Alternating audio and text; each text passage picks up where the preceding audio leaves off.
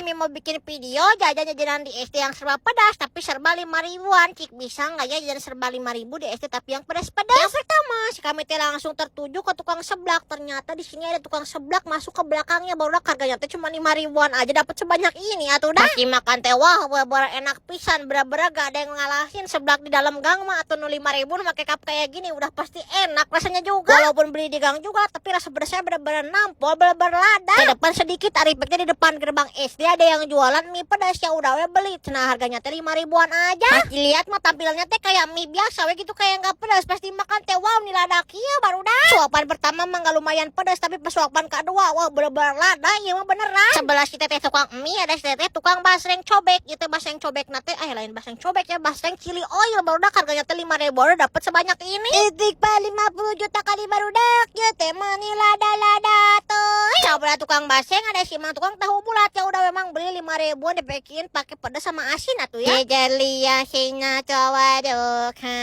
Teh maningan pisan. Urusan tenggorokannya mah tinggal disebor aja pakai es krim, dah ada nggak ada tukang minuman. Oh bener-bener segar pisan, udah yang pedas-pedas langsung makan es krim atuh ya. Lanjut part 2. Tadi jajan-jajanan di mana lagi ya?